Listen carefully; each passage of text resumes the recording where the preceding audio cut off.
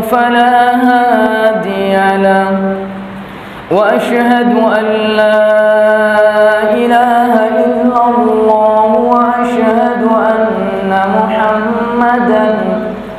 وأشهد أن محمدا عبده ورسوله أرسله بالحق بشيرا ونذيرا وداعيا إلى الله بإذنه وسراجا منيرا أما بعد فإن خير الحديث كتاب الله وخير الهدى هدى محمد صلى الله عليه وسلم وشر الأمور محدثاتها وكل محدثة بدعة وكل بدعة ضلالة وكل ضلالة في النار. قال الله تعالى في الكلام المجيد: فأعوذ بالله من الشيطان الرجيم. بسم الله الرحمن الرحيم. يا أيها الناس اتقوا ربكم الذي خلقكم من نفس واحدة وخلق منها زوجها وبث منهما رجالا كثيرا ونساء واتقوا الله الذي تساءلون به والأرحام إن الله كان عليكم رقيبا. بسم الله الرحمن الرحيم. تبت يدا أبي لهب وتب ما أغنى عنه ماله وما كسب سيصلى نارا ذات لهب وامرأته حمالة الحطب في جيدها حبل من مسد. وقال النبي صلى الله عليه وسلم: يأتي على الناس زمان الصابر فيهم على دينه كالقابض على الجمر। আলহামদুলিল্লাহ, সমস্ত প্রশংসা, গুণগান, কৃতজ্ঞতা একমাত্র মহান আল্লাহ তাআলার জন্য, যার অশেষ অনুগ্রহে জুমআর সালাত আদায় করার জন্য মসজিদে আসার তৌফিক পেয়েছি। সকলেই মহান আল্লাহ তাআলার দরবারে কৃতজ্ঞতা জ্ঞাপন করে বলি আলহামদুলিল্লাহ।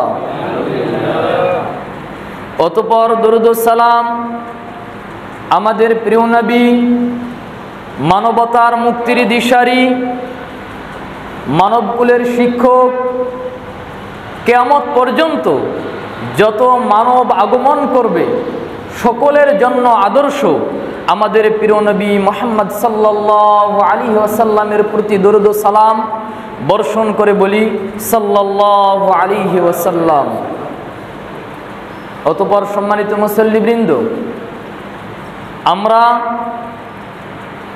আরবি মাস জিলহজ এর মধ্যভাগের শেষে অবস্থান করছি। আমরা এমন একটি সময়ে অবস্থান করছি যখন মানুষরা ইসলাম থেকে দূরে, যখন মানুষরা কোরআন থেকে দূরে, যখন মানুষরা তাদের বিবেক, জ্ঞান সব কিছু কাজে না লাগিয়ে কেবলমাত্র এই দুনিয়ার পিছনে ছুটছে। আমরা সকলেই আল্লাহ তাআলা যাদের প্রতি অনুগ্রহ করেছেন তারা ব্যতীত আমরা এই মিথ্যা, অস্থায়ী, ধোঁকাবাজ এই দুনিয়ার পিছনে ছুটছি। কেউ বা নেতৃত্বের জন্য, কেউ বা অর্থের জন্য, কেউ বা সম্মান প্রতিপত্তির জন্য, আমরা ছুটছি তো ছুটছি। আল্লাহ তাআলা কোরআনুল কারীমে বলছেন, আন্না ইউফাকুন, তোমরা কোথায় ছোটাছুটি করছো? পাগলের মতো জ্ঞান শূন্য হয়ে, জ্ঞানকে পিছনে রেখে তোমরা কোথায় ছুটছো? না আমাদের নামাজ আছে, না আমাদের ধর্ম আছে, না আমাদের মনুষ্যত্ববোধ, মানবতা কোনো কিছু আছে, না আমাদের দেশপ্রেম আছে, না আমাদের পশু প্রেম আছে। সব কিছুই আমাদের স্বার্থের উপরে নির্ভর করে। আমাদের স্বার্থ যদি আমাদেরকে ধর্ম মানতে বলে, আমরা তখন ধর্ম মানি। আমাদের স্বার্থ যদি আমাদেরকে কোনো একটি কাজ করতে বলে, আমরা সেই কাজটি করি। এই জন্য কোরআন পড়াতে আমাদের দুনিয়াবি কোনো স্বার্থ হাসিল হয় না, এই জন্য আমরা কোরআন পড়ি না। ভালো কাজে উপস্থিত কোনো পারিশ্রমিক পাওয়া যায় না, এই জন্য আমরা ভালো কাজ করি না। কোরআনুল কারীম যে জন্য মহান আল্লাহ তাআলার নিকট নবী করিম সাল্লাল্লাহু আলাইহি ওয়াসাল্লাম উম্মতের বিষয়ে, মানুষদের বিষয়ে ওজর পেশ করে বলবে, মানুষদের বিষয়ে অভিযোগ দায়ের করে আল্লাহ তাআলাকে বলবে, রব্বি ইন্না কওমি ইত্তাখাযু হাযাল কুরআনা মাহজুরা, হে আমার রব, আমার এই উম্মাহ, আমার এই জাতি কোরআনকে পরিত্যাগ করেছে, কোরআনকে ছেড়ে দিয়েছে, কোরআন পাঠ করে না, কোরআন গবেষণা করে না, কোরআনের প্রতি আমল নেই, কোনো কিছুই নেই, কোরআনের সাথে সম্পর্কও নেই। আজকে যদি আপনাদেরকে আমি জিজ্ঞাসা করি, মা বোনদেরকে সহ যদি আপনাদেরকে জিজ্ঞাসা করি, আজকে কতজনে ফজর থেকে নিয়ে এই যে জুমার দিন, ফজিলতপূর্ণ একটি দিন, আসমানের নিচে জমিনের উপরে যে সমস্ত দিনে সূর্য উদিত হয়, সেই দিনসমূহের মধ্যে সর্বোত্তম দিন হচ্ছে জুমার দিন। এই উত্তম দিনে কে কোরআন পড়েছেন? হাতে গুনে হয়তো দুই একটা অভাগা হতে পারে যারা হাত তুলে বলবে আমরা পড়েছি। অধিকাংশই কোরআন পড়িনি, বুঝিনি, ফজরের নামাজও পড়িনি। অথচ মুসলিম উম্মার রক্ষা কবচ আল কোরআন, মুসলিম উম্মার রক্ষা কবচ আল কোরআন। দুনিয়াতে যদি শান্তিতে থাকতে চায়, দুনিয়াতে যদি স্বাধীন দেশে বসবাস করতে চায়, পরকালে যদি জাহান্নাম থেকে মুক্ত থেকে জান্নাতের পথে চলতে চায়, তাদের জন্য একমাত্র দিক নির্দেশক কিতাব হচ্ছে আল কোরআনুল কারীম। কিন্তু দুর্ভাগ্য এই জাতির, আপনাদের মাঝে অনেক জ্ঞানী আছে, গবেষক আছে, ইমামদের ভুল ধরে, বড় বড় আলেমদের বিষয়ে দোকানে বসে, বিভিন্ন জায়গায় বসে আলোচনা করে। কিন্তু আপনাদের মাঝে হয়তোবা হাতে গুনে দুই একজন ছাড়া এমন অনেক মানুষ রয়েছেন যারা সূরা ফাতিহাটার অর্থ জানে না। আম্মা পাড়ার ছোট ছোট যে সূরাগুলো রয়েছে, সূরা লাহাব, সূরা আল আদিয়াত, সূরা কাউসার, অন্যান্য যে সূরাগুলো রয়েছে, এইগুলোর অর্থ জানে না। দুর্ভাগা জাতি এই জাতি। এদেরকে যদি বলা হয় গান বাজনা বাজাও, চলছি, আয়োজন করো, চলছি, নর্তকী নিয়ে আসা হবে, চলছি, অমুক রাজনৈতিক দল একটু হার দিবে, উচ্ছিষ্ট দিবে, মিছিলে চলো, চলছি, লাঠি ধরতে হবে, চলছি, মসজিদ ভাঙতে হবে, চলছি, হিন্দুদের পক্ষে কথা বলতে হবে, চলছি। কিন্তু যদি এদেরকে বলা হয় আসো কোরআন শিখি, তোমাদেরকে বিনামূল্যে কোরআন বুঝাই, জুমার খুতবা শোনার জন্য তাড়াতাড়ি আসো, তখন আমরা ছাগল আছে গ্রামের যে ছাগলগুলো, এদের গলায় রশি লাগিয়ে যখন সামনের দিকে টানবেন, দেখবেন যে এর সামনের দুইটা পা একবারে জমিনের সাথে লাগিয়ে দিয়ে আর যাইতে চায় না। যখন আমাদের কোরআনের কথা বলা হয়, হাদিসের কথা বলা হয়, আল্লাহর কথা বলা হয়, তখন আমরা সেই ছাগলের মতো একবারে জমিনে পা দিয়ে একবারে দৃঢ়ভাবে পেছনের দিকে টান দেই। কোরআনের কথা শুনতে, হাদিসের কথা শুনতে আর ভালো লাগে না। কেনই বা ভালো লাগবে? কোরআন শুনলে অর্থ তো বুঝছি না, এক নম্বর অর্থ বুঝছি না। আর আমাদের সকলের বিশ্বাসে ঘুম ধরা, কিছু কিছু কাঠ আছে খুবই শক্তিশালী, যখন ঘুম ধরে, ঘুম খেতে খেতে কাঠটাকে দুর্বল করে দেয়। আমাদের ইমানের অবস্থা তেমনই দুর্বল। আজকে যদি আমাদেরকে কাফেররা ডাকে সেদিকেও যাই, অমুসলিমরা ডাকে সেই দিকেও যাই, কিন্তু ধর্ম বুঝার ক্ষেত্রে আমরা একেবারে পিছনে। সম্মানিত মুসল্লিবৃন্দ, আল্লাহ রাসূল সাল্লাল্লাহু আলাইহি ওয়াসাল্লাম আল্লাহ তাআলার নিকট অভিযোগ পেশ করে বলবেন, রব্বি ইন্না কওমি ইত্তাখাযু হাযাল কুরআনা মাহজুরা, হে আমার রব, আমার এই সম্প্রদায়, আমার এই উম্মাহ কোরআনকে পরিত্যাগ করেছে। যাতে করে আপনারা কোরআন পরিত্যাগ না করেন, যাতে করে আপনারা কোরআন বুঝেন, বিশেষ করে যেগুলো না বুঝলেই নয়, কোরআনের ছোট ছোট আয়াতগুলো মুখস্থ করা এবং ছোট ছোট আয়াতগুলো বুঝা, এইগুলো দিয়ে সালাত আদায় করা, সালাতের ক্ষেত্রে মনোনিবেশ করা। এই জন্যই আজকে আমি আমার বিষয় নির্ধারণ করেছি সূরাতুল লাহাব, সূরাতুল মাসাদ এর সংক্ষিপ্ত তাফসীর। আল্লাহ তাআলা যদি আমাকে তৌফিক দান করেন, সূরাতুল মাসাদ বা সূরা লাহাব এর সংক্ষিপ্ত তাফসীর আপনাদের সম্মুখে বর্ণনা করার চেষ্টা করব ইনশাআল্লাহ। নামাজের কথা আমরা বারবার বলি। আমার এমনও মুসল্লি আছে আমার চেয়ে বেশি জানে, আপনাদের মাঝে এমনও আছে 10-12 আলেমের চেয়ে বেশি জানে, কিন্তু নামাজ পড়ে না। কেন? আল্লাহ এখনও তাকে হেদায়েত দেয়নি। যেমন দেখেন, আমার অনেক ভাই হয়তো মন খারাপও করতে পারে, ফজরের নামাজ মসজিদে পড়ে যখন রাস্তাঘাটে বের হবেন দেখবেন অনেকেই ব্যায়াম করছে, হাঁটাহাঁটি করছে। এই মানুষগুলো ফজরের সালাত আদায় করে নাই। অনেকেই রয়েছে, আপনি যখন মসজিদে আসবেন এরা কাজ করতে যাবে, গাড়ি নিয়ে বের হয়েছে, নামাজ পড়ে নাই। কি জন্য? আল্লাহ তাআলা এদেরকে সুযোগ দেয়নি, আর এরাও আল্লাহ তাআলার কাছে হেদায়েত চায়নি, তাই আল্লাহ তাআলা তাদেরকে দেয়নি। এই জুমার দিন আপনারা আগে এসেছেন, আল্লাহ তাআলা তৌফিক দিয়েছে, অতঃপর আপনারা প্রচেষ্টা করেছেন, তাই পেয়েছেন। সম্মানিত মুসল্লিবৃন্দ, সূরা লাহাব কোরআনুল কারীমের 114 নম্বর সূরা, আম্মা পাড়ার একটি সুপ্রসিদ্ধ এবং পরিচিত সূরা। এই সূরার মধ্যে কেবলমাত্র 5টি আয়াত রয়েছে, ছোট্ট ছোট্ট 5টি আয়াত। এই সূরার মাঝে অনেক শিক্ষণীয় বিষয় রয়েছে। একজন কানাডিয়ান খ্রিস্টান, সে ইসলাম গ্রহণ করেছে এই সূরা নিয়ে গবেষণা করার কারণে। অন্যান্য বিষয়ে জেনেছে, কিন্তু এই সূরা নিয়ে গবেষণা করার ফলে সে ইসলাম গ্রহণ করেছে। গেরি মুলার, সে ইসলাম গ্রহণ করেছে কি জন্য? এই সূরার নাম আবু লাহাব। সূরা লাহাব একজন ব্যক্তির নামে এই সূরাটা অবতীর্ণ হয়েছে।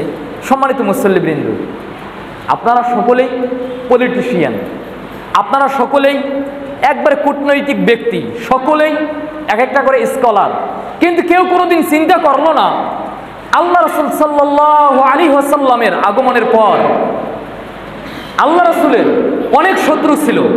আবু জাহল, উতবা, শায়বা, আরো বড় বড় কাফের নেতা ছিল, যারা আল্লাহ রাসূলকে অনেক কষ্ট দিয়েছে, ইসলামের বড় শত্রু ছিল।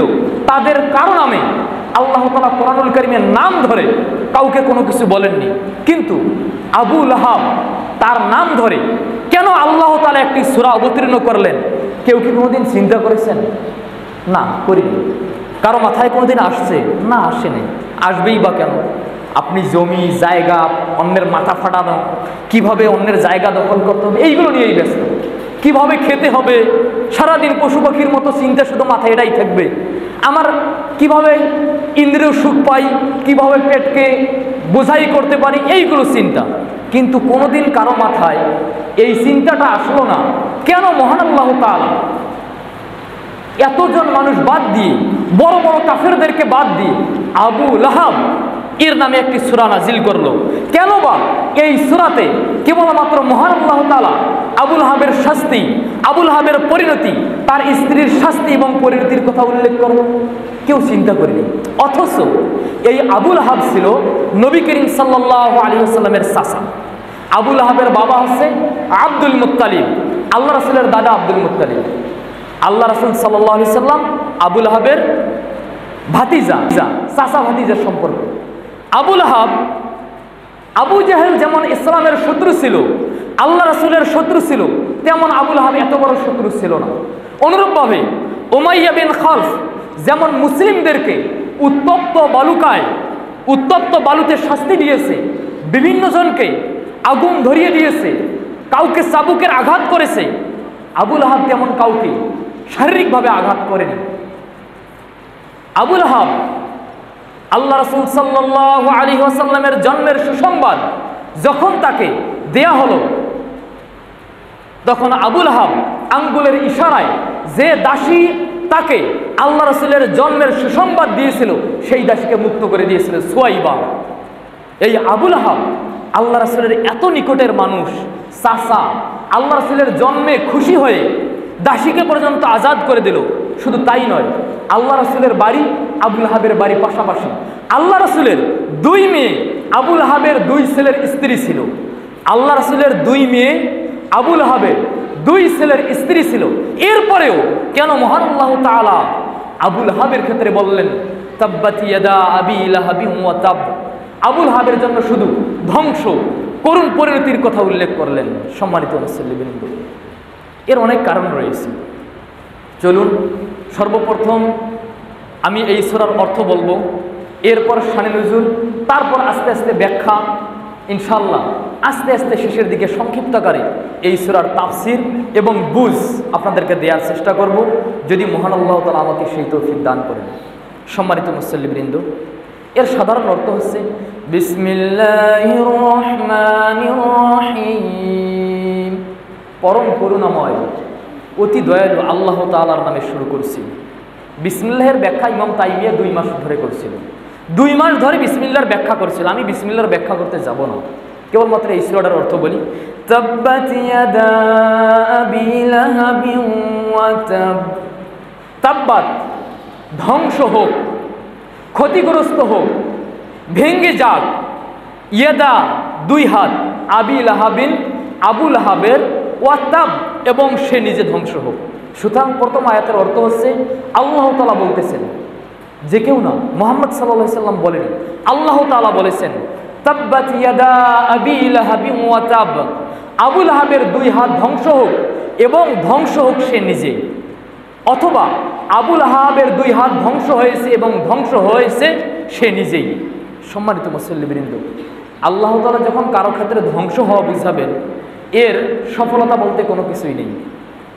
এরপরে আল্লাহ তাআলা বলছেন মা আগনা আনহু মালুহু ওয়া মা কাসাব, মা আগনা তার কোনো কাজে আসেনি, তার কোনো উপকারে আসেনি, মালুহু তার ধন সম্পদ, ওয়া মা কাসাব এবং যা সে উপার্জন করেছে। উপার্জন কি করে? উপার্জনের মধ্যে অন্যতম উপার্জন হচ্ছে সন্তানাদি। সুতরাং আবুল আহাবের ধন সম্পদ, তার সন্তান সন্ততি তার কোনো উপকারে আসেনি।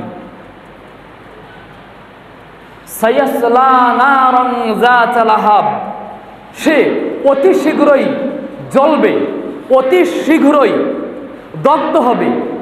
নারান যাতা লাহাব, লেলিহান শিখা বিশিষ্ট আগুনে, অর্থাৎ এমন আগুন যার প্রখর তাপ রয়েছে, সেই সাথে লেলিহান শিখা রয়েছে, প্রচণ্ড উত্তাপ রয়েছে।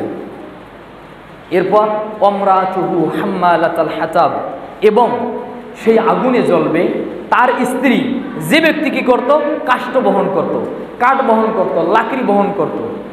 ফি জিদিহা হাবলুম মিন মাসাদ, যার গলায় থাকবে, অর্থাৎ আবুল আহাবের স্ত্রীর গলায় থাকবে, দামি গলায় থাকবে হাবলুম মিন মাসাদ, জাহান্নামে খেজুর যে গাছ রয়েছে, খেজুর গাছের আঁশের পাকানো রশি তার গলায় থাকবে।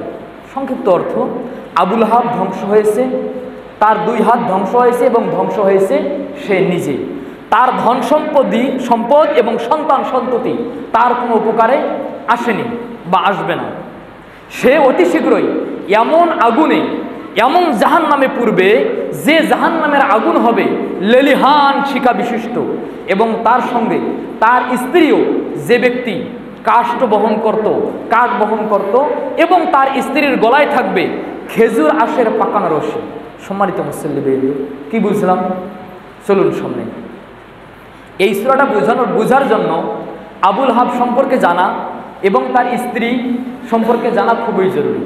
আসুন, আবুল আহাব মক্কার বিশিষ্ট কুরাইশ বংশের একজন অন্যতম মানুষ, এমনকি আল্লাহ রাসূল সাল্লাল্লাহু আলাইহি সাল্লামের চাচা।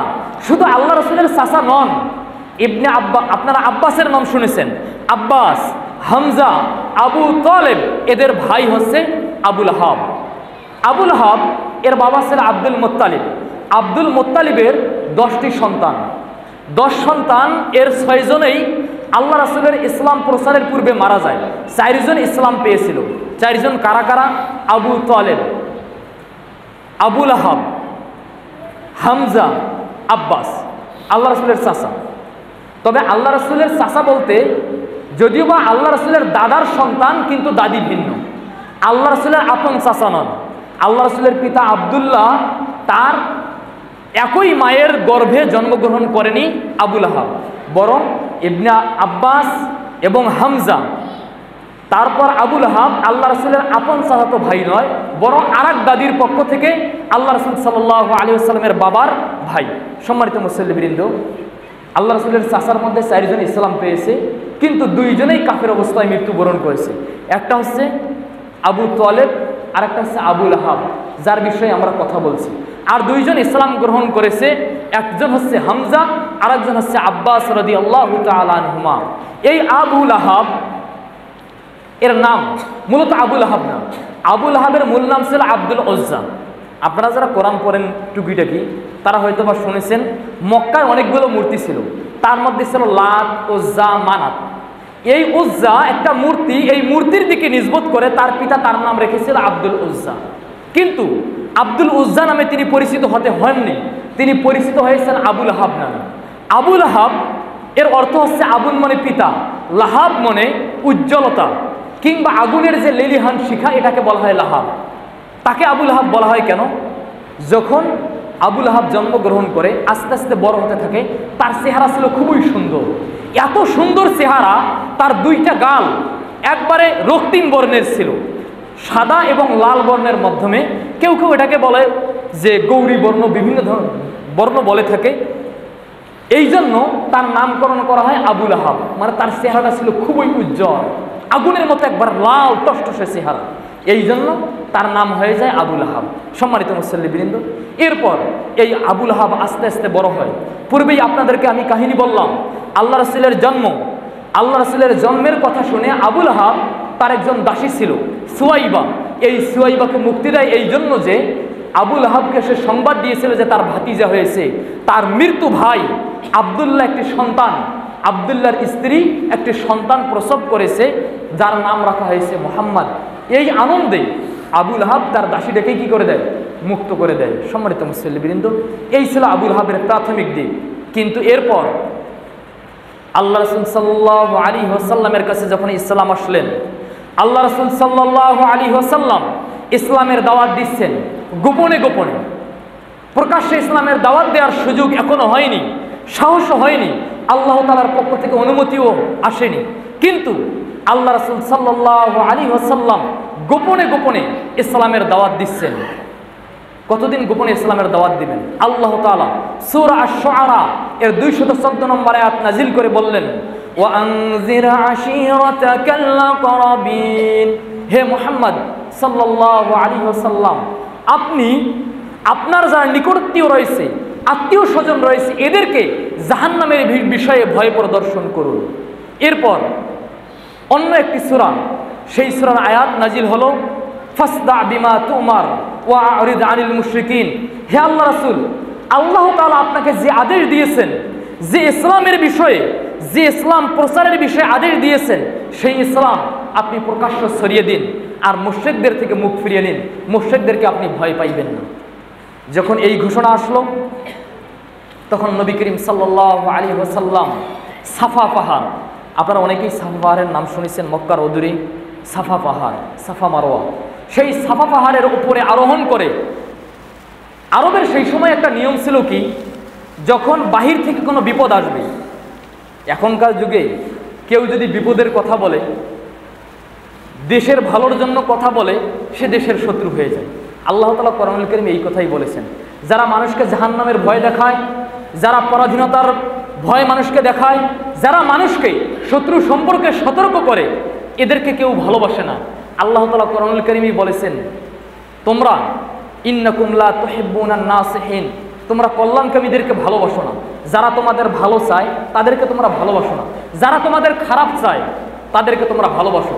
যারা তোমাদেরকে জাহান্নামের পথে নিয়ে যেতে চায়, যারা তোমাদের পুরুষদেরকে মহিলা বানাতে চায়, যারা মহিলাদেরকে পুরুষ বানাতে চায়, যারা তোমাদেরকে ইবলিসের শিক্ষা দিতে চায়, যারা হিন্দুত্ববাদের শিক্ষা দিতে চায়, যারা কুফরি শিক্ষা দিতে চায়, তোমরা তাদেরকে ভালোবাসো। কিন্তু যারা তোমাদেরকে শান্তির কথা বলে, যারা তোমাদেরকে তোমাদের রব আল্লাহর কথা বলে, যারা তোমাদেরকে জান্নাতের কথা বলে, ইন্নাকুম লা তুহিব্বুনান নাসিহিন, তোমরা তোমাদের কল্যাণকামীদেরকে ভালোবাসো। সেই সিস্টেমই হলো আল্লাহ রাসূলের সময়। আল্লাহ রাসূল সাল্লাল্লাহু আলাইহি ওয়াসাল্লাম কোরআনের আয়াত নাজিল হওয়ার পর ইবনে আব্বাস রাদিয়াল্লাহু তাআলা আনহু হাদিস বর্ণনা করেছেন, যে হাদিস বুখারী এবং মুসলিমের হাদিস। সাইদান নবী সাল্লাল্লাহু আলাইহি ওয়াসাল্লাম আলা সাফা, আল্লাহ রাসূল সাল্লাল্লাহু আলাইহি ওয়াসাল্লাম সাফা পাহাড়ে আরোহণ করলেন। ফাজাআলা ইউনাদি, এরপর তিনি আহ্বান করতে লাগলেন, ইয়া বানি ফিহর, ইয়া বানি আব্দ মানাফ। আল্লাহ রাসূল সাল্লাল্লাহু আলাইহি ওয়াসাল্লাম মক্কার বিভিন্ন গোত্রের নাম ধরে ডাকতে লাগলেন। যখন মানুষরা শুনল এক ঘোষক, একজন আহ্বানকারী আহ্বান করতেছে, পরস্পর জিজ্ঞাসা করলো, কে ডাকতেছে এটা? মুহাম্মদ। মুহাম্মদ মানে এমন একজন ব্যক্তি বিশ্বস্ত, এমন একজন ব্যক্তি আল আমিন, এমন একজন ব্যক্তি যার কাছে মানুষরা আমানত রাখে, এমন একজন ব্যক্তি যার কাছে সবাই নিরাপদ। সেই ব্যক্তি ঘোষণা করছে, ইয়া সাবাহা, হে সকালের বিপদ, ইয়া সাবাহা, সকালের বিপদ বিপদ বলে চিল্লাচ্ছে। সকলেই উপস্থিত হলো। যারা উপস্থিত হতে পারে নাই তারা লোক পাঠিয়ে দিল, টাকা দিয়ে একজন কর্মচারী নিয়োগ করে লোক পাঠিয়ে দিল, দেখো তো মুহাম্মদ কি বলে। কারণ মুহাম্মদ তো এমনিতে ডাকবে না, মুহাম্মদ গুরুত্বপূর্ণ কোনো বার্তা দেওয়ার জন্য ডাকবে। সকলেই লোক পাঠালো। ফাজা আবুল আহাব কুরাইশ, সেই সাথে আবুল আহাবও আসলো, কুরাইশের মানুষরাও আসলো। তখন নবী করিম সাল্লাল্লাহু আলাইহি ওয়াসাল্লাম বললেন, আর আইতুম, হে উপস্থিত মানুষরা, তোমরা কি মনে করো, লাউ আন্নী আখবারতুকুম, যদি আমি তোমাদেরকে সংবাদ দেই এই পাহাড়ের পাদদেশে একদল শত্রু বাহিনী, একদল শত্রু সৈন্যবাহিনী অপেক্ষায় রয়েছে, তোমাদের উপর আক্রমণ করবে, যখন তখন তোমাদের দেশ দখল করে নেবে, যখন তখন তোমাদেরকে কচুকাটা করে জাহান্নামের পথে নিয়ে যাবে, তোমরা কি আকুনতুম মুসাদ্দিকিয়া, তোমরা কি আমাকে বিশ্বাস করবে? তখন সকলেই একস্বরে বলল, নাম, হ্যাঁ, আমরা তোমাকে অবশ্যই বিশ্বাস করব। তুমি মুহাম্মদ, তুমি আল আমিন, মা জাররাবনাকা ইল্লা সাদিকা, আমরা কখনো আপনার কাছ থেকে মিথ্যা কোনো দিন পাইনি। আপনি যাই বলেছেন, যখনই বলেছেন, সব সময় সত্য কথাই বলেছেন। তখন নবী করিম সাল্লাল্লাহু আলাইহি ওয়াসাল্লাম বললেন, ইন্নী নাযীরুল লাকুম বাইনা ইয়াদাই আযাবিন শাদীদ, হে উপস্থিত ব্যক্তিরা, তোমরা জেনে রাখো, আমি তোমাদেরকে সুসংবাদ দিচ্ছি, নাযীরুল লাকুম বাইনা ইয়াদাই আযাবিন শাদীদ, তোমাদেরকে কঠিন এক শাস্তির সতর্ক করছি, কঠিন এক শাস্তির ভয় প্রদর্শন করছি। যদি তোমরা কালেমা না পড়ে কুফরির উপর মৃত্যুবরণ করো, যদি তোমরা ভালো মুসলিম না হয়ে কুফরির উপর মৃত্যুবরণ করো, যদি মুনাফিকের উপর মৃত্যুবরণ করো, ইন্নী নাযীরুল লাকুম বাইনা ইয়াদাই আযাবিন শাদীদ, আমি তোমাদেরকে এক কঠিন শাস্তির ভয় প্রদর্শন করছি। অন্য বর্ণনায় রয়েছে, আল্লাহ রাসূল সাল্লাল্লাহু আলাইহি সাল্লাম বললেন, কুলু লা ইলাহা ইল্লাল্লাহ তুফলিহুন, তোমরা লা ইলাহা ইল্লাল্লাহ এই ঘোষণা দাও, এই কথা বলো, এই বিশ্বাস করো, তোমরা সফল হয়ে যাবে। এই কথা বলার সাথে সাথে উপস্থিত যে সমস্ত মানুষ ছিল জনসমুদ্রের মধ্য থেকে কেউ কোনো কথা বলেনি, কিন্তু এই আবুল আহাব সে দাঁড়িয়ে গেল, সে হাত ইশারা করে বলল, তাব্বাল লাক সাইরাল ইয়াউম, তোমার সারা জীবন ধ্বংস হয়ে যাক। আলিহাযা জামাতানা, তুমি এই জন্য আমাদেরকে একত্রিত করেছো। যেমন এখন মানুষরা বলে, আপনি মিম্বারে দাঁড়িয়ে কি বলেন, এইগুলো এত লম্বা কথা বলেন কেন, সরকারের বিরুদ্ধে বলেন কেন? আরে ইসলামের কথা বলতে গেলে সরকারের বিরুদ্ধে যাবে, আপনাদের প্রত্যেকের বিরুদ্ধে যাবে, মাঝে মাঝে আমার নিজের বিপক্ষেও যাবে। যারা দাড়ি কাটেন তাদের বিপক্ষে দাড়ির ওয়াজ যাবে, যারা সুদ খান সুদের ওয়াজ তাদের বিরুদ্ধে যাবে। এর মানে কোরআন এবং হাদিসের কথা বললে কারো না কারো বিপক্ষে যাবে। এত চিল্লে চিল্লি করার তো কিছু নেই। যদি কাফের হন তাহলে চিল্লে চিল্লি করতে পারেন, চিল্লে চিল্লি করে আবুল আহাবের দলে সুসুর করে চালাইয়া জাহান্নামে যেতে হবে। এই জন্য যে কথাটা মানবেন না, আপনার বিপক্ষে যাবে, চুপ করে মাথা নত করে আল্লাহর কাছে আত্মসমর্পণ করে আপনি চলে যান। আপনি পাপ কাজ করেন, আপনার ইচ্ছা, শাস্তি পাবেন। কিন্তু যদি প্রতিহত করেন আবুল আহাবের মতো, আবুল আহাবের পথেই যেতে হবে। সম্মানিত মুসল্লিবৃন্দ, এই কথা বলার পর আবুল আহাব যখন এই কথা বলল, তাব্বাল লাক সাইরাল ইয়াউম, তোমার সারা জীবনেই বরবাদ হয়ে যাক। আলী হাযা জামাতানা, এই কথা বলার জন্য আমাদেরকে একত্রিত করেছো। আমাদের কাছে তাই মনে হয়। আপনাদের এই সমাজেও মসজিদের পাশে কোথাও যদি সাপ খেলা দেখায় কিংবা কোথাও যদি নর্তকী আসে, তাহলে আপনারাও মসজিদের নামাজ ছেড়ে দিয়ে সেখানে গিয়ে দাঁড়িয়ে দেখবেন। নামাজের সময় যাই যাক, জামাত যাই যাক, পরে পড়বো, একাকী পড়বো, সামান্য একটু সমস্যা সেখানেই থাকবেন। কোরআন এবং হাদিসের কথা আপনাদের কাছে মূল্যহীন মনে হবে, কোরআন এবং হাদিসের কথা আপনাদের কাছে গ্রহণযোগ্য মনে হবে না। ঠিক এমনটাই ছিল আবুল আহাব। আবুল আহাব বলল, তাব্বান লাক সাইরাল ইয়াউম, তোমার সারাটা জীবনেই বরবাদ হোক, তুমি আমাদেরকে এই জন্য একত্রিত করেছো। আল্লাহ রাসূল সাল্লাল্লাহু আলাইহি ওয়াসাল্লামেরকে সান্ত্বনা দেওয়ার জন্য আল্লাহ তাআলা সূরা লাহাব অবতীর্ণ করলেন। আল্লাহ তাআলা বললেন, তাব্বাত ইয়াদা আবি লাহাবিন ওয়া তাব মা আগনা আনহু মালুহু ওয়া মা কাসাব। এভাবে মহান আল্লাহ তাআলা পুরো সূরাটাই অবতীর্ণ করলেন। ইমাম বুখারী রাহিমাহুল্লাহ তার কিতাবের 4801, ইমাম মুসলিম তার কিতাবের 396 নম্বর হাদিসে উল্লেখ করেছেন। আমি বলছিলাম আবুল আহাবের কাহিনী। এই যে আবুল আহাবের শত্রুতা শুরু হয়ে গেল আল্লাহ রাসূল সাল্লাল্লাহু আলাইহি সাল্লামের বিপক্ষে। আবুল আহাব এরপর থেমে থাকেনি। আবুল আহাব মৃত্যু পর্যন্ত ইসলামের বিপক্ষে অপপ্রচার চালিয়েই গেছে। কিরকম? একটা হাদিসে এসেছে, নবী করিম সাল্লাল্লাহু আলাইহি ওয়াসাল্লাম আরবের একটি বাজার ছিল মক্কার অদূরে, জিল মাজাজের বাজার। এই জিল মাজাজের বাজারে আল্লাহ রাসূল সাল্লাল্লাহু আলাইহি ওয়াসাল্লাম আল্লাহর পক্ষ থেকে আদিষ্ট হয়েছেন মানুষের কাছে কালেমার দাওয়াত পৌঁছাতে। কালেমা আমাদের মাঝে অনেকেই রয়েছে, লা ইলাহা ইল্লাল্লাহ বলে এই বোঝেই না লা ইলাহা ইল্লাল্লাহ মানে কি। লা ইলাহা ইল্লাল্লাহ বলে, লা ইলাহা ইল্লাল্লাহ কি চাই সেটাও বোঝেন। যেটা আবুল আহাব বুঝেছিল, মক্কার কাফেররা বুঝেছিল, সেই বুঝটা আমরাও আজকে বুঝতে পারি না। এই জন্য মসজিদে এসেও ঘুমাই, বাড়িতেও ঘুমাই, গান বাজনার প্যান্ডেলে কখনো ঘুমাই, কখনো শুনি, সব কিছু মানে আমাদের উদাসীনতার মধ্যেই দিন চলছে। অথচ মক্কার কাফেররা লা ইলাহা ইল্লাল্লাহর অর্থ যেভাবে বুঝতো, ওই বুঝটা যদি আজকের আমরা মুসলিমরা বুঝতাম, তাহলে জুমার খুতবায় ওঠার সময় 2-3 কাতার মানুষকে নিয়ে খুতবা শুরু করতে হতো না। জুমার নামাজের সময়, জুমার আজানের সময় গান বাজনা বাজতো না। ইসলামের বিপক্ষে প্রকাশ্যে কথা বলে মানুষের পদোন্নতি হতো না। ইসলামের বিপক্ষে দেশের শত্রুরা কখনো দেশবিরোধী ষড়যন্ত্র করতে পারতো না, যদি আমরা লা ইলাহা ইল্লাল্লাহ এর অর্থ বুঝতাম। কেননা আল্লাহ তাআলার দেয়া মানুষের সবচেয়ে বড় নিয়ামত হচ্ছে আল ঈমান, এরপরে হচ্ছে একটা স্বাধীন ভূখণ্ড, ঈমান এবং একটা স্বাধীন দেশ। যারা মনে করে আমি মুমিন, স্বাধীন দেশ কি হয় হোক এটা আমি বুঝি না। স্বাধীন দেশের মর্যাদা কি? রোহিঙ্গাদেরকে জিজ্ঞাসা করেন স্বাধীন দেশের মর্যাদা কি, ফিলিস্তিনিদেরকে জিজ্ঞাসা করেন একটা স্বাধীন দেশে মাথা গুজার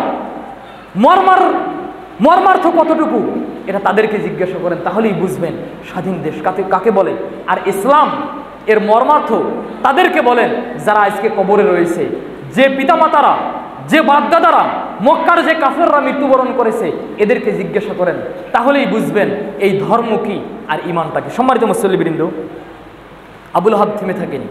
আল্লাহ রাসূল সাল্লাল্লাহু আলাইহি ওয়াসাল্লাম জিল মাজাজের বাজারে গিয়ে মানুষের তাঁবুতে তাঁবুতে প্রবেশ করে, রাস্তাঘাটে জমায়েতের স্থানে সেখানে গিয়ে তিনি এক কথাই বলছেন, ইয়া আইয়ুহান নাস কুলু লা ইলাহা ইল্লাল্লাহ তুফলিহুন, হে মানুষরা তোমরা লা ইলাহা ইল্লাল্লাহ বলো, তোমরা সফল কাম হবে, দুনিয়াতেও সফল কাম।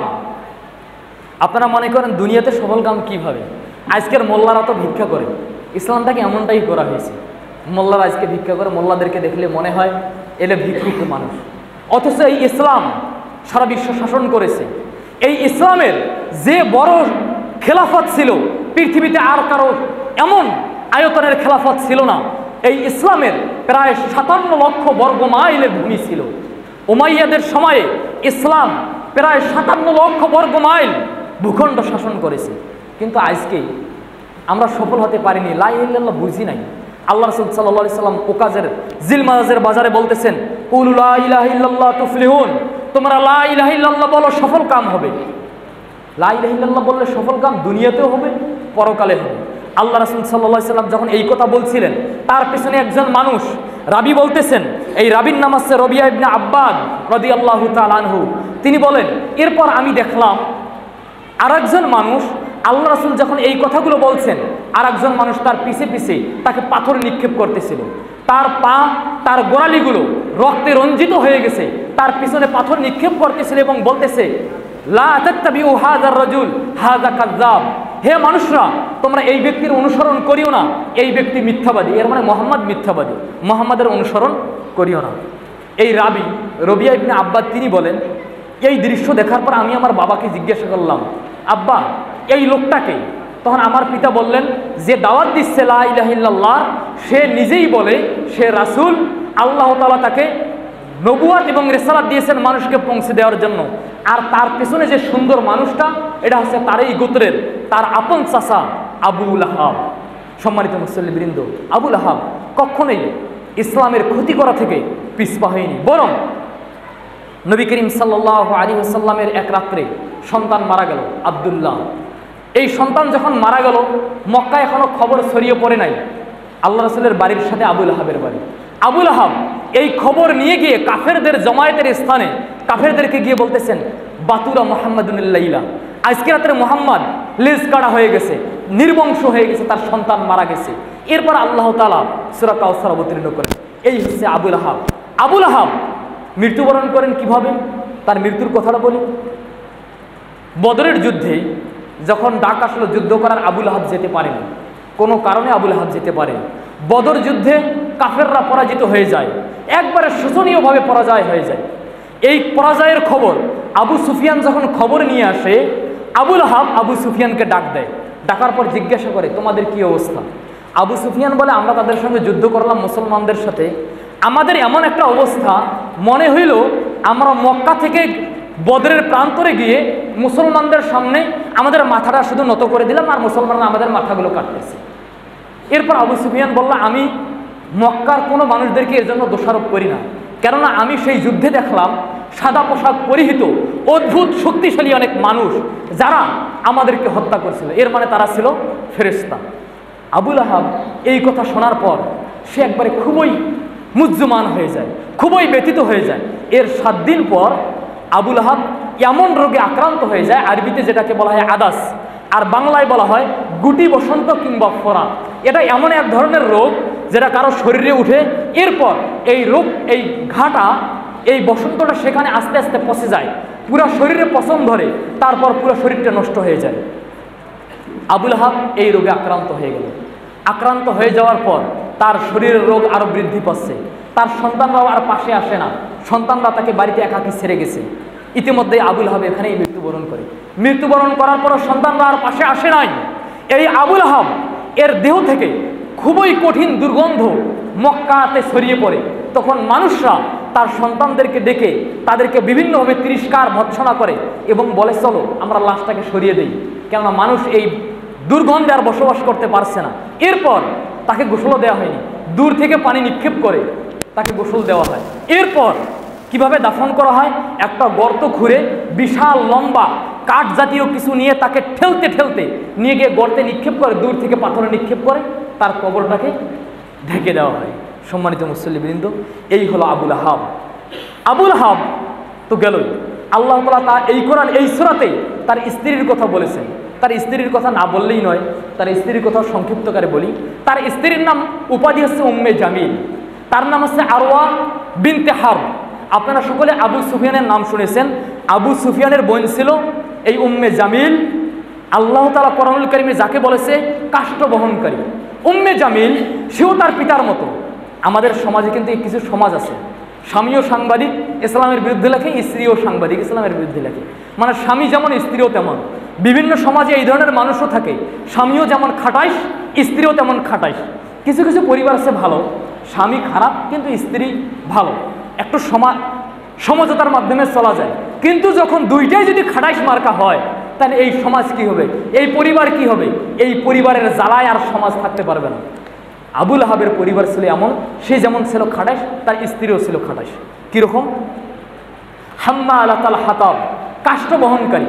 এর ব্যাখ্যায় কোনো কোনো মুফাসসির বলেন, আল্লাহ রাসূল সাল্লাল্লাহু আলাইহি ওয়াসাল্লাম এর বাড়ি যেহেতু পাশে ছিল, এই জন্য তার বাড়িতে বিভিন্ন ধরনের দুর্গন্ধযুক্ত ময়লা জিনিস তার বাড়িতে নিক্ষেপ করত। আবার কোন কোন মুফাসসির উল্লেখ করেছেন আল্লাহ রাসূল যে পথে চলতো এই পথে সে কষ্টদায়ক জিনিস এবং কাঁটাদার জিনিস নিক্ষেপ করতো, যাতে করে আল্লাহ রাসূল সাল্লাল্লাহু আলাইহি সাল্লাম কষ্ট পায়। আবার কেউ কেউ বলেন যে না, হাম্মালাতুল হাতাব মানে কাষ্ঠ বহনকারী বলতে বোঝানো হয়েছে আবু লাহাব জাহান্নামে যখন জ্বলবে তখন তার স্ত্রী লাকড়ি নিয়ে এসে সেই আগুনে দিবে, যাতে করে সেই আগুনটা আরো বেশি বেশি করে দাউ দাউ করে জ্বলে। কেননা আবু লাহাবের স্ত্রী উম্মে জামিল দুনিয়াতে ইসলামের বিপক্ষে অন্যতম সহকারী ছিল। এটা কীরকম? আমাদের অনেকের মাঝে আবু লাহাবের স্ত্রী উম্মে জামিলের বৈশিষ্ট্য আছে। পুরুষরা একখানে বসে বৈঠক করতেছে, ওই কাফেররা একখানে বসে বৈঠক করতেছে, আবু লাহাবের স্ত্রী এখানে ঢুকছে অনুমতি ছাড়া, ঢুকে মুহাম্মদ সাল্লাল্লাহু আলাইহি সাল্লামের বিপক্ষে, ইসলামের বিপক্ষে বিভিন্ন ধরনের কথা বলেই যাচ্ছে, ইসলামের বিরুদ্ধে সব ধরনের ষড়যন্ত্র চালিয়েই যাচ্ছে। আল্লাহ তাআলা কোরআনুল কারীমে সূরা লাহাবের শেষে বলছেন ফি জিদিহা হাবলুম মিন মাসাদ, তার গলায়, তার দামি গলায় থাকবে খেজুর আঁশের পাকানো রশি। তার দামি গলা কেন বলা হলো জানেন? আবু লাহাব, আপনারা অনেকেই মনে করেন টাকা পয়সা হলে মনে হয় সুখ হয়, টাকা পয়সা হলে মনে হয় জান্নাতে যায়। যদি এটা ভেবে থাকেন, আমি তো মনে করি আপনাদের যারা টাকা পয়সা আছে এদের 10-এর অধিক জন মানুষের সমষ্টি যে সম্পদ, এই সম্পদের চেয়ে বেশি সম্পদ ছিল আবু লাহাবের। আবু লাহাব একজন রাজনৈতিক, একজন ব্যবসায়ী, একজন বড় টাকাওয়ালা। মক্কায় যদি কোনো সিদ্ধান্ত হয় আবু লাহাবের কথা ছাড়া কোনো সিদ্ধান্ত হতে পারে না, এমন ব্যক্তি ছিল আবু লাহাব। এই জন্য এটা ভাবার সুযোগ নেই আমার টাকা আছে। আবু লাহাবের কিন্তু সন্তান ছিল, আল্লাহ তাআলা সেটাই বলেছেন মা আগনা আনহু মালুহু, তার মাল, ওমা কাসাব, তার অর্জিত সন্তানাদি কোনো কাজে আসে নাই। এখনকার যুগের ক্ষমতার মূল হচ্ছে কি? টাকা পয়সা, আরেকটা হচ্ছে কি সন্তান সন্ততি, আরেকটা কি টাকা পয়সা দিয়ে উচ্ছিষ্ট দিয়ে কেনা কুকুরের স্বভাবের কতিপয় মানুষ। টাকা ছিটাবেন, কুকুরের স্বভাবের মানুষের অভাব নাই। আমি চিন্তা করি, আরে কিভাবে এই মানুষরা, আমাদের মতো মানুষরা টাকা পয়সার কাছে বিক্রি হয়ে যায়, 500 টাকা, 1000 টাকা, 2000 টাকার কাছে বিক্রি হয়ে যায়, মোল্লারাও বিক্রি হয়ে যায়, আমার মতো মোল্লারাও বিক্রি হয়ে যায়। এটা খুবই খারাপ জিনিস। যাই হোক, যেটা বলছিলাম, ওমরাতুহু হাম্মালাতুল হাতাব, তার স্ত্রীর গলায় দামি চেন ছিল, স্বর্ণের চেন ছিল।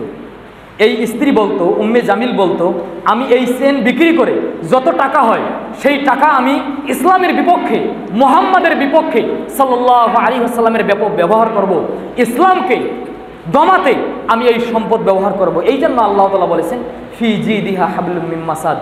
এত অলংকারের বাহাদুরি করো, এত অলংকারের বাহাদুরি করো, লাভ নেই। তোমার আজকে যে গলায় দামি স্বর্ণের চেইন রয়েছে, আগামীকাল সেই গলায় জাহান্নামের আগুন বিশিষ্ট বেরি তোমার গলায় পরিধান করানো হবে। সম্মানিত মুসল্লিবৃন্দ, শুধু তাই নয়, এই উম্মে জামিল যখন সূরা লাহাব নাজিল হলো, স্বাভাবিক কথা, আমি যদি আপনাদের নাম ধরে কথা কই, এই অমুক মুসল্লি ঘুমায় কেন, অমুক ভাই ঘুমায় কেন, আপনারা কিন্তু আমার শত্রু হয়ে যাবেন। অনুরূপভাবে আবু লাহাবের নামে, তার স্ত্রীর নামে যখন সূরা নাজিল হইল, আবু লাহাব কি বসে থাকবে? তার স্ত্রী বসে থাকবে না। যখন শুনলো আবু লাহাবের স্ত্রী উম্মে জামিল যে সূরা লাহাব নাজিল হয়েছে, তার কথাও আছে, তখন মুহাম্মাদের খোঁজে বের হলো, হাতে এক মুঠা ছোট ছোট পাথর নিয়ে মুহাম্মদ সাল্লাল্লাহু আলাইহি সাল্লামের খোঁজে বের হলো। কোথায় মুহাম্মদ? মুহাম্মদকে আজকে দেখে ছাড়বো, সে নাকি আমার ব্যাপারে কথা বলে, আমাকে নিন্দা করে। আল্লাহ রাসূল সাল্লাল্লাহু আলাইহি সাল্লাম সেই সময় মক্কার মসজিদে আবু বকর সহ বসে আছেন। আবু বকর রাদিয়াল্লাহু তাআলা দূর থেকে দেখতেছেন আবু লাহাবের স্ত্রী আসতেছে, উম্মে জামিল আসতেছে, আরও আসতেছে। তখন আবু বকর রাদিয়াল্লাহু তাআলা আল্লাহ রাসূলকে বললেন, আল্লাহ রাসূল, ওই উম্মে জামিল আসতেছে, আপনি যদি একটু লুকাতেন বা সাইডে যেতেন। তখন আল্লাহ রাসূল সাল্লাল্লাহু আলাইহি সাল্লাম বললেন, সমস্যা নেই। কেন সমস্যা নেই? আল্লাহ তাআলা সূরা ইসরার 45 নম্বর আয়াতে বলছেন, ওয়া ইযা ক্বরাআতাল কুরআন, যখন আপনি কোরআন তেলাওয়াত করছিলেন, ফাজআলনা বাইনাকা ওয়া বাইনাল্লাযীনা লা ইউমিনুনা বিল আখিরাহ, তখন আপনার মাঝে এবং যারা পরকালে বিশ্বাস করে না তাদের মাঝে একটা অদৃশ্য অন্তরায় তৈরি করে দিলাম। এর মানে উম্মে জামিল আবু বকরের কাছে আসলো, আসার পর আবু বকরকে জিজ্ঞাসা করতেছে, শুনলাম তোমার সাথী মানে মুহাম্মদ সাল্লাল্লাহু আলাইহি সাল্লাম, সে নাকি আমাদেরকে নিন্দা করে কবিতা বলেছে, তারা তো বিশ্বাস করে না কোরআন, কবিতা বলেছে। তখন আবু বকর রাদিয়াল্লাহু তাআলা আনহু বললেন, মুহাম্মদ সাল্লাল্লাহু আলাইহি সাল্লাম কখনো কোনো দিন কোনো ব্যক্তির বিষয়ে, কারো বিষয়ে নিজের পক্ষ থেকে কোনো কিছু বলে না। তখন উম্মে জামিল বলল, এই কথাটা ঠিক বলেছে। এরপর উম্মে জামিল আবু বকরকে বলল, তোমার সাথীকে মুহাম্মদকে যদি পাইতাম তাহলে এই পাথরগুলো তার মুখে আমি নিক্ষেপ করতাম, কিন্তু সে আর পায়নি, আল্লাহ তাআলা তাকে হেফাজত করেছে। এরপর উম্মে জামিল যখন চলে গেল, আবু বকর রাদিয়াল্লাহু তাআলা আনহু আল্লাহ রাসূলকে জিজ্ঞাসা করলেন, হে আল্লাহ রাসূল, সে কি আপনাকে দেখতে পায়নি? তখন নবী করিম সাল্লাল্লাহু আলাইহি সাল্লাম বললেন যে না, সে যখন এখানে এসেছিল তখন আল্লাহ তাআলা আমার থেকে, বিশেষ করে একমাত্র আমার থেকে তার দৃষ্টি কেড়ে নিয়েছিল, সে আমাকে দেখতে পায়নি। সম্মানিত মুসল্লিবৃন্দ, এই হচ্ছে উম্মে জামিল। অনুরূপভাবে উম্মে জামিল সব সময় ইসলামের বিপক্ষে তার অপপ্রচার চালিয়েই গেছে। নবী করিম সাল্লাল্লাহু আলাইহি সাল্লামের উপর ওহী নাজিল হয়, আল্লাহ রাসূল সাল্লাল্লাহু আলাইহি সাল্লাম প্রত্যেক রাত্রেই দাঁড়িয়ে কিয়ামুল লাইল করতেন, রাতের তাহাজ্জুদ পড়তেন। তিনি 2 দিন রাত্রে অসুস্থতার কারণে রাত্রে উঠতে পারেন নাই। আপনার ঘরের পাশে যে মানুষ থাকে সে কিন্তু বুঝতে পারে আপনি রাত্রে উঠেন কিনা। আবুল আহাবের স্ত্রী উম্মে জামিল দেখলো মুহাম্মদ 2 দিন থেকে রাত্রে উঠে না, তাহাজ্জুদ পড়ে না।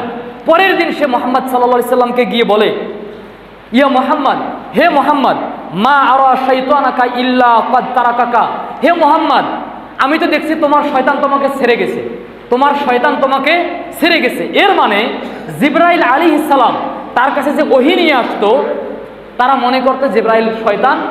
এই জন্য আল্লাহ রাসূলকে কষ্ট দিয়ে সে বলল, মা আরাকা মা আরা শাইতানাকা ইল্লা ক্বাদ তারাকাকা, আমি তো মনে করি তোমার শয়তান তোমাকে ছেড়ে দিয়েছে। এই কথার পর আল্লাহ তাআলা নাযিল করলেন, ওয়াদ-দুহা ওয়াল-লাইলি ইযা সাজা মা ওয়াদ্দাআকা রাব্বুকা ওয়া মা ক্বালা।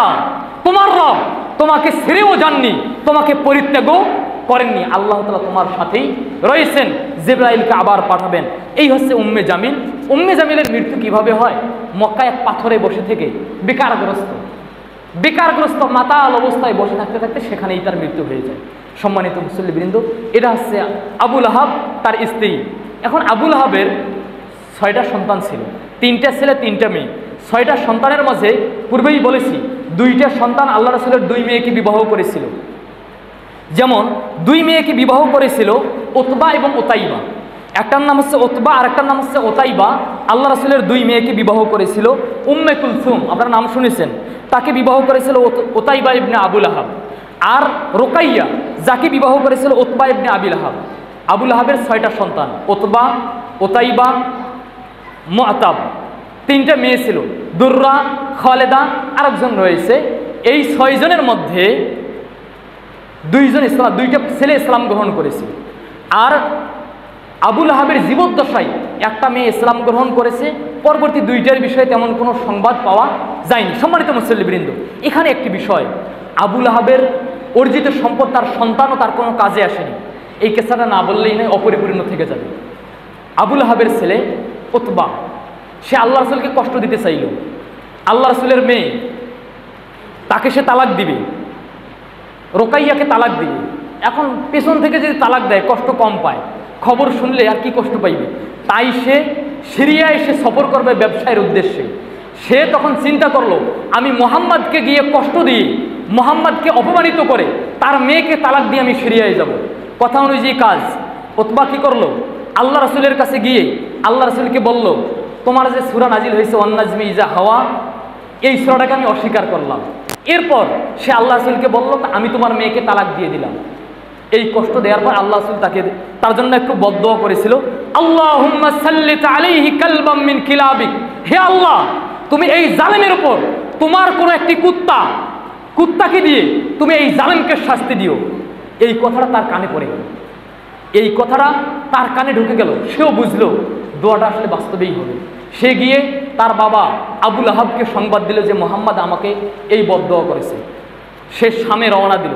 শামে রওনা দেওয়ার সময় প্রতিমধ্যে একখানে বিশ্রামের জন্য, রাত কাটার জন্য তারা সেখানে অবস্থান করবে।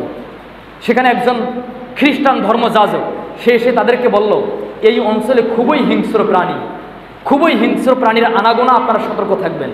এই কথার সাথে সাথে উতবার কানে ঢুকলো, মুহাম্মদ আমাকে বদদোয়া করেছে, এই দোয়াটা আমাকে লাগতে পারে। এই জন্য যারা উপস্থিত ছিল তাদের সকলকেই বলল, তোমরা আমাকে সহযোগিতা করো, যাতে করে আমাকে কোনো হিংস্র প্রাণী খেয়ে না ফেলে। এই জন্য ওই উপস্থিত মানুষরা তাদের যত পণ্য সামগ্রী যা কিছু ছিল সব কিছু উঁচু করে এই উঁচুতে উতবাকে রাখলো। এরপরে তারা চতুর্থ দিকে ঘুমালো। কিন্তু রাত্রের বেলা আল্লাহ তাআলা এক সিংহকে পাঠালেন, একটা বাঘকে পাঠালেন। বাঘ এসে সকলের দেহ শুকতেছে। দেহ শুকতে শুকতে সবগুলোকে এড়িয়ে সেই উঁচু স্থানে গিয়ে উতবাকে ধরলো। তাকে বিভিন্নভাবে আঘাত করে তার কলিজাটা সেখানেই বের করে নিয়ে চলে গেল। এই খবর আবুল আহাবের কাছে আসার পর আবুল আহাব বলেছিল এটা মুহাম্মাদের দোয়ার কারণে হয়েছে। সম্মানিত মুসলিমবৃন্দ, এইটি হচ্ছে আবুল আহাবের কর্মকাণ্ড, তার পরিবারের কর্মকাণ্ড। যদিও বা আবুল আহাবের কোনো কোনো সন্তান ইসলাম গ্রহণ করেছিল এটা জানা যায়। সম্মানিত মুসলিমবৃন্দ, এরপরে এখন বলি সূরা আল-আহজাব কেন নাজিল হলো, কেন মহান আল্লাহ তাআলা আবুল আহাবের নামে একটি সূরা নাজিল করলো। Abu Jahl, Umayyah ibn Khalaf, Utbah, Shaybah, Utbah ibn Rabiah সবার নাম বাদ দিয়ে কেন আবুল আহাবের কথা উল্লেখ করলো? এর অন্যতম একটি কারণ হচ্ছে মন্দ মিথ্যা সংবাদ ছড়িয়ে দেওয়া। আবুল আহাব এর কারণে কতজন মানুষ যে ইসলাম থেকে বঞ্চিত হয়েছে, কতজন মানুষ যে মুহাম্মদ সাল্লাল্লাহু আলাইহি সাল্লামের দিন গ্রহণ করেনি তার কোনো ইয়ত্তা নেই। কেন জানেন? বাহির থেকে কোনো মুসল্লি যদি এই মসজিদে নামাজ পড়তে আসে, আপনি যদি তাদেরকে বলেন এই ইমাম ভালো না, ওয়া কিন্তু আর শুনবেন। বিয়ের জন্য একটা মেয়ের খোঁজ নিতে আপনার বাড়িতে আসলাম, ওই মেয়ের বাড়ি আপনার পাশের বাড়িতে। আপনাকে যদি জিজ্ঞাসা করি মেয়েটা কেমন, আপনি যদি প্রতিবেশী আপনি কইলেন মেয়েটা ভালো না। আর তাতে যদি আপনি মেয়ের চাচা বা চাচাতো ভাই হন, যদি বলেন ভালো না, তাহলে যে শুনতে আসছে সে একবার শুনেই সেখান থেকে সরে যাবে।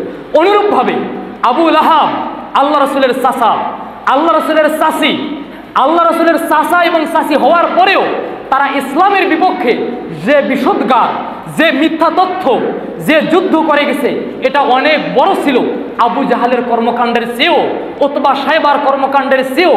এই জন্য মহান আল্লাহ তাআলা তাদের কাহিনী কোরআনে উল্লেখ করে দিয়েছেন। আপনি আমি, আমাদের সন্তানাদি, আমাদের পরবর্তী প্রজন্ম মুসলিমরা কিয়ামত পর্যন্ত এই সূরাটা পাঠ করতেই থাকবে এবং আবুল আহাবের উপর অভিশাপ দিতে থাকবে। শুধু কি আবুল আহাব না, আবুল আহাবকে উল্লেখ করার মাধ্যমে এটা জানিয়ে দেওয়া হয়েছে আবুল আহাব আল্লাহ রাসূলের চাচা হওয়ার পরেও আল্লাহ তাআলা তাকে এই শাস্তির সম্মুখীন করেছেন। অন্যান্য যারা রয়েছে আবু জাহাল, উতবা, সাইবা, তারাও এর অন্তর্ভুক্ত। আবুল আহাব চলে গেছে, মুহাম্মদ সাল্লাল্লাহু আলাইহি ওয়াসাল্লামও চলে গেছে। মুহাম্মদ সাল্লাল্লাহু আলাইহি ওয়াসাল্লামের যারা উত্তরসূরি আলেম ওলামা তারা এখনো আছে, আবুল আহাবের উত্তরসূরিরা এখনো আছে। আল্লাহ তাআলা তাদেরকেই সতর্ক করে দিচ্ছেন। প্রত্যেক সাংবাদিক দেখবেন চামড়া বিক্রিকারী সাংবাদিক, টাকার বিনিময়ে নিজের মস্তিষ্ক বিক্রিকারী সাংবাদিক। কোথায় ইসলামের বিষয়ে কি করা যায়, কোথায় ইসলামকে আঘাত করা যায়, কোথায় হুজুরের বিষয়ে কিছু বলা যায়। আরে হুজুর তো ইসলাম না। আমি যদি একটা পাপ কাজ করি আপনি কি ইসলামকে দোষারোপ করবেন? না, আমার সাথে ইসলাম কি? আমি ইসলাম মানি চলি যতটুকু আল্লাহ আমাকে ততটুকু দিবেন। আমি যদি মেনে না চলি, হুজুরের বেশ ধারণ করি, ইসলামের তো দোষ নাই। ইসলাম তার নিজস্ব গতিতে চলে, হুজুররা হুজুরের গতিতে চলে। কোন মুসলিম খারাপ এইগুলো সাংবাদিকেরা লেখে, মানে ইসলামকে দোষারোপ করার জন্য। ইসলাম নির্ভর করে ইসলামের শিক্ষা কোরআন এবং হাদিসের মধ্যে সীমাবদ্ধ। ইসলামের শিক্ষা কোনো ব্যক্তি কিংবা কোনো মানুষের সাথে নয়। তবে ব্যক্তিরা যদি ইসলাম মানে তাহলে সে অনুসরণীয়, অনুকরণীয় হতে পারে। সম্মানিত মুসল্লিবৃন্দ, এখানে আরেকটি বিষয় পূর্বেই বলেছিলাম, এই বিষয়টি বলেই শেষ করি। গেরি মুলার ইসলাম গ্রহণ করেছিল কি জন্য? মুহাম্মদ বলেছিল এই কোরআন সত্য, মুহাম্মদ বলেছিল এই কোরআনের মাঝে কোনো শঙ্কা নেই, কোনো আশঙ্কা নেই। আবুল আহাব ইসলামের বিরুদ্ধে যে এত এত ষড়যন্ত্র, এত এত যুদ্ধ করলো, কিন্তু আবুল আহাব যদি জ্ঞানীর মতো একটা কাজ করত, ইসলামও মিথ্যা, কোরআনও মিথ্যা, মুহাম্মদও মিথ্যা, রাসূলের সুন্নাহও মিথ্যা হয়ে যেত। সেই কাজটা কি? আবুল আহাব তার বিষয়ে বলা হয়েছে সে জাহান্নামে প্রবেশ করবে, জাহান্নামে জ্বলবে, তার স্ত্রীও জ্বলবে। আবুল আহাব যদি একটু বুদ্ধি খাটিয়ে মক্কার মানুষদের সামনে দাঁড়িয়ে বলতো মুহাম্মদ বলে এই কোরআন নাকি সত্য, কোরআনের মাঝে কোনো সন্দেহ নাই, কোরআনের মাঝে মিথ্যা নাই, কোরআন বলেছে আবুল আহাব কোনোদিন ইসলাম গ্রহণ করবে না। আবুল আহাব যদি মিথ্যাও বলতো আমি আজ থেকে ইসলাম গ্রহণ করলাম, তাহলে কি হয়ে যেত? কোরআনটা মিথ্যা হয়ে যেত না? আপনারা বুঝছেন কি বিষয়টা? আবুল আহাব তার বিষয়ে কোরআন বলেছে সে জাহান্নামী, সে জাহান্নামে যাবে, সে কোনোদিন ঈমান আনবে না। কিন্তু আবুল আহাব যদি মিথ্যাও বলতো, মানুষের সম্মুখে দাঁড়িয়ে বলতো যে আমি ইসলাম গ্রহণ করলাম, আমি আজ থেকে মুসলিম, মানুষকে দেখানোর জন্য নামাজ পড়ে, তাহলে কোরআনটা মিথ্যা হয়ে যেত না? কোরআনে আল্লাহ বলেছেন সে জাহান্নামী, কিন্তু মানুষ দেখবে সে মুসলিম, নামাজ পড়ে, কোরআন মিথ্যা। কিন্তু আবুল আহাব সেটাও করতে পারেনি, কেননা আল্লাহ তাআলার দিন, আল্লাহ তাআলার ধর্ম, কোরআন, আল্লাহ তাআলার শাশ্বত মুজিজা কোরআন, ঐশ্বরিক গ্রন্থ, এটার অন্যতম একটি প্রমাণ।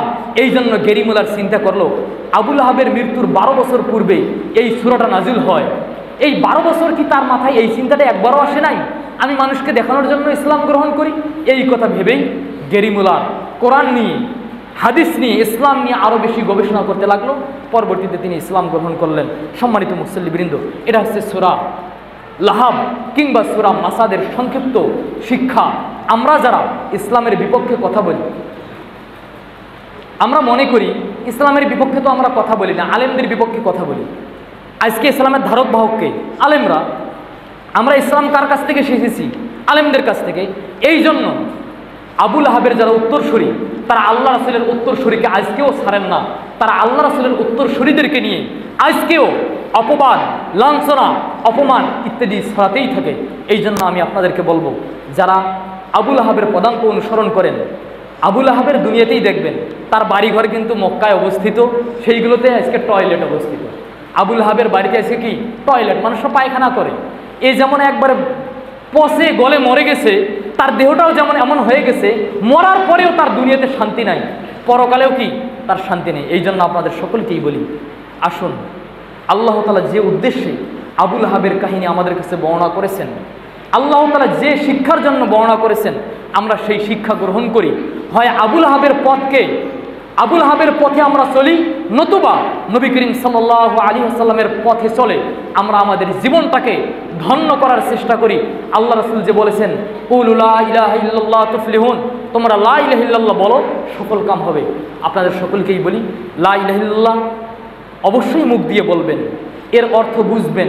লা ইলাহা ইল্লাল্লাহর দাবিসমূহ মেনে আপনারা দুনিয়াতে এবং পরকালে সফল কাম হওয়ার চেষ্টা অবশ্যই করবেন। আল্লাহ তাআলা আমাদের সকলকে সেই তৌফিক দান করুক। আকুলু কওলি হাযা আস্তাগফিরুল্লাহ লি ওয়া লাকুম ওয়া লিসাইরিল মুসলিমিন। নাহমাদুহু ওয়া নাস্তাঈনুহু ওয়া নাস্তাগফিরুহু ওয়া নাউযু বিল্লাহি